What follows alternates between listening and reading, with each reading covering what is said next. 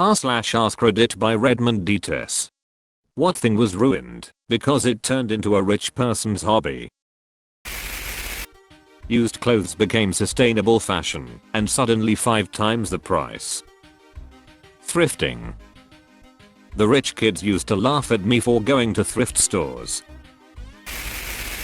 Experiences in general. When I was a kid, buying things was expensive, but you could take your family to the movies for $25. Or a museum, or theme park, or just about anything.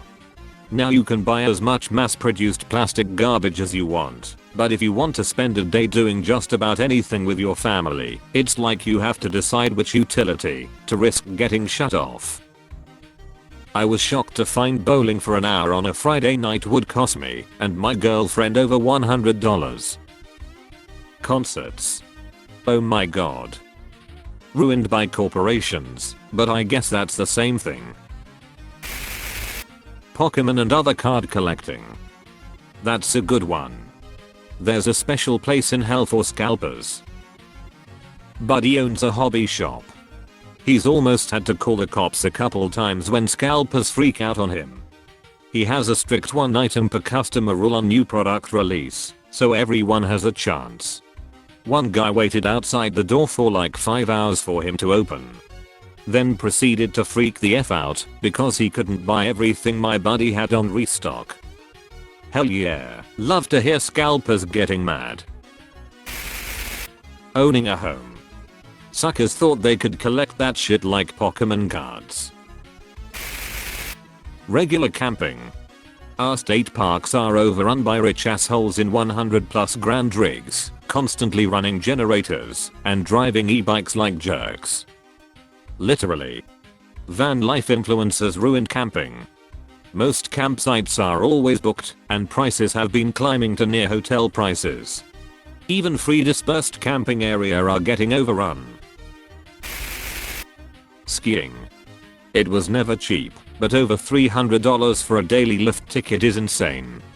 Not to mention the cost of food, hotels near resorts, etc. If you're not upper middle class or higher, it's a real stretch. What's funny to me is that I have seen ski hill owners complain that no one wants to ski or board anymore. No you darn bags, no one wants to pay $500 a day, what the fudge. Working for a non-profit. No seriously. So many places I've worked have decided that the market wage is a starvation wage because a decent amount of the people who can afford to work for non-profits are spouses of people with extremely highly paid careers who basically can treat the job as a hobby. Who then themselves are usually completely removed from the experiences of the people they're hoping to help. So, they assume that anyone else wanting to be in the field should do it purely for the mission, and not for the hopes of being able to survive on the pay. Lather, rinse, repeat. It's a vicious cycle. To be clear, I myself a person who can only afford this job via some luck earlier in life. I'm part of the problem. But I also understand that my experience should be the exception, not the rule, and I'm not about to pretend that what I make is what this role should be worth when asked by board members, etc. Flying, specifically being a private pilot. It used to be feasible to buy, Hannah, and operate a 4-seat airplane for a little more than a fancy car, as some call it the Cadillac Index. In the 1960s, a brand new Cessna 182 was a 1 Cadillac airplane. Now that same airplane costs 10 Cadillacs. Unless you build it yourself, there are no new airplanes available for under $500,000.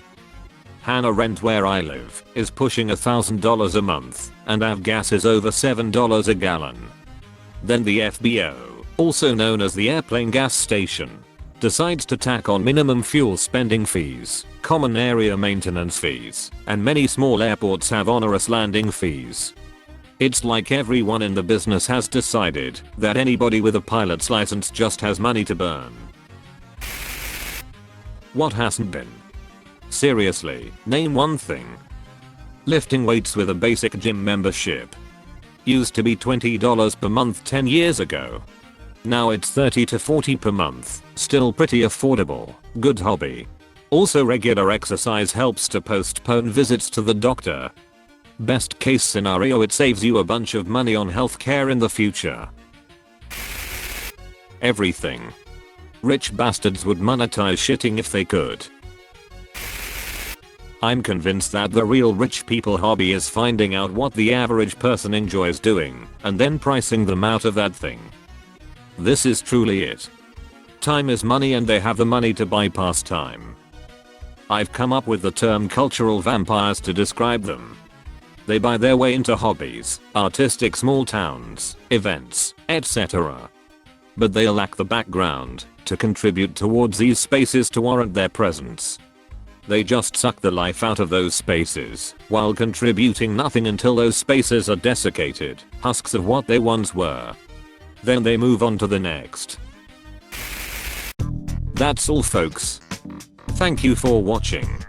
If you like videos like this one, why not like and subscribe for more? Have a nice evening.